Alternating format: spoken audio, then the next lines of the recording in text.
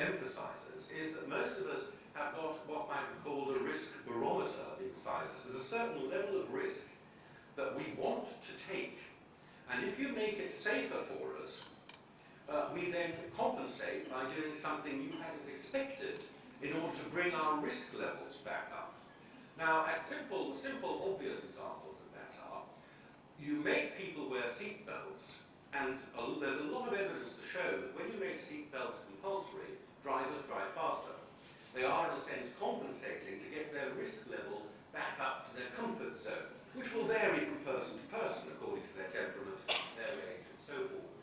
So the simplistic sort of approach produced by health and safety experts and safety orders and so on, that everything can be done on a simple rules-based approach that applies to the whole population, and all you have to do is listen to them and follow the rules, is constantly defeated in the real world.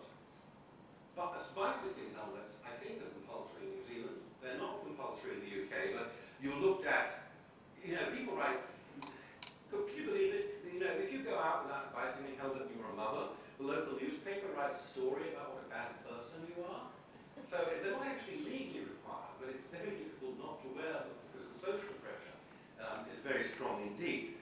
But what we find is that the more you force young people to do bicycling, the more, is it a coincidence that one of the great growth areas in New Zealand is in adventure and danger, risk sports, where people fling themselves off mountains attached to an elastic band and things like that that they never would have done years ago.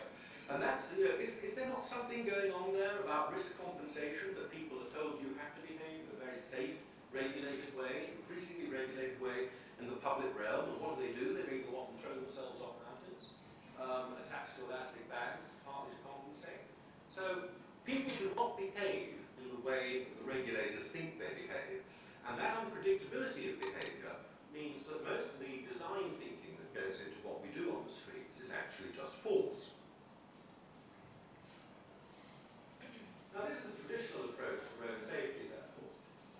Make sure that children understand that roads are for cars and lorries, they're not for pedestrians. This is a safety advert from back in the 1950s that expresses the mentality perfectly.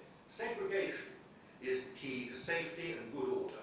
Roads are for vehicles. Pedestrians are meant to be either on the footway or in some gantry, or in those days they were building subway tunnels under the road so the pedestrians could be completely segregated. What else could we do? We could do some pedestrianisation, and I'm just going to run through these very quickly. There's a couple of slides from Jan Gale. I think you know that firm. This is a Dutch example. It's a CGI image. This is a real one, where effectively you achieved something very close to pedestrianisation there. But the problems we've experienced with pedestrianisation, at least in the UK, is it creates a lot of dead space. It's space which is fine when people are active in it and they're going to and fro in shops and everything else. But come the evening, if the shops are closed, it empties. It becomes a dangerous and threatening space. And then the other thing that happens, which I was mentioning this morning at the meeting we had with the mayor, especially in London, in Britain, is that sort of space fills up with clubs. We have a binge drinking problem in Britain. I know that wouldn't happen in a country like New Zealand, but we have a binge drinking problem. And so these places fill up with clubs. And on Friday and Saturday night, very often pedestrian space nobody would go into it except the riot police to try and control what's going on. No local authority wants to create more pedestrian spaces of that character. That is an experiment which has no longer any support. This is an example of a brand new, and I'm not keen on it, pedestrian space in Britain, actually. This is Gateshead in the north of England, and right opposite Newcastle. Newcastle is the other side of the river. That's the Tyne, just so you can see it on the top left there, the River Tyne. And a great new art centre has been built there called the Sage, which you can't see. You're looking out from the Sage across to an old, actually not that old, in fact, 1950s mill, which has been turned into an art gallery. And this space links them. And you see, it is actually, it's a pedestrian space, it's very beautifully done, it's only about 8 or 9 years old. Everyone sings the praises of it, but I find it slightly off-putting when I've been there and to look at it here. There is car parking, but it's a lower level, dropped underneath that railing. No cars are actually allowed on this space itself here. What could do decluttering? I don't know why, I can't resist putting this one in. I saw it in the newspaper only last year. It's 50 years ago from the Oxford Times. And I just think the first sentence is so marvellous. Speed limit signs removed. Because traffic could not possibly travel as fast as 30 miles per hour in Watlington, speed restriction signs were felt to be unnecessary. The Oxfordshire County Council chief engineer told the members of the Watlington Parish Council. And instead of having speed restriction signs, they say they're just going to rely on the police to enforce normal laws about driving dangerously. There's a wonder, I don't know how long that man deserved the medal, but I don't know how long that's lasted. I haven't been to Watlington to check. I'm sure they have speed restriction signs enough. But that's the sort of attitude we need. And that was brilliant, wasn't it? These are some examples of spaces that have been decluttered, not pedestrianised, but decluttered. These are village environments. This one I've taken from, this is a little village in Ireland, which I've known since I was a child. That's a private forecourt with 3 steps down to the seafront. Cars always parked there.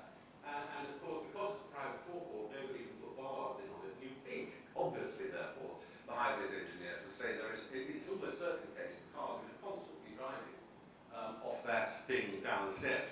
Never happened. Never. Strangely enough, they like their cars too much to drive them downstairs. They look after them. And they just keep it there, that's fine. It's just in front of those private houses there. They have a slip road that brings them down. They park their cars there. It's a public highway.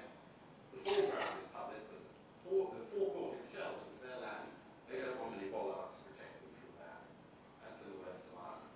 These are some examples now from Kensington High Street, what we did. This is a crossing, which was a 2-stage crossing, because over there were the buses on the far side. There was a free left turn with a traffic island. One of the things we did was to take that out, and I know you've been doing that here in Auckland. And the reason for taking it out is simply that it makes the pedestrian crossing experience so much easier without actually doing anything very bad to the cars. This is the same junction, and the free left turn was on the bottom left-hand corner. That's where you would have been turning with an island on a free left turn through there. The cars can still turn left, there's no problem. The traffic clears the junction, but it's much easier now to straight across, single movement crossing for pedestrians over there. This is a traditional sheep pen that we built here when you have a staggered crossing, a crossing where the lights on different carriageways are out of sync because you held up cars too long. And getting rid of the guardrail here was an heroic effort because this is something the officers simply wouldn't agree to. But this is the same crossing later, and we have no guardrail, but we still have a guided path through with tactile paving for those who are blind, with an upstand around the end of it for tapping purposes for those who have sticks, and blind people are perfectly happy with this. Much better for disabled and people in wheelchairs. There's another example just up the road. You can see the path through, but because they don't have to look here through guardrail to see the traffic, they've got a much better appearance here. But actually, most people, able-bodied people, just walk straight across. And that's fine. That's absolutely fine, because they were doing that anyway, but going around the outside of the guardrail before. The guardrail was serving no purpose other than to protect the council from being sued. We took that risk. This is another junction on Kensington High Street, and again, you can see the free left turn that existed there. You can still see it with the island. The bus is to the right, and the island is there with the left turn. And this came out, and the pavement width, it meant we could actually double the pavement width here. And here's another shot of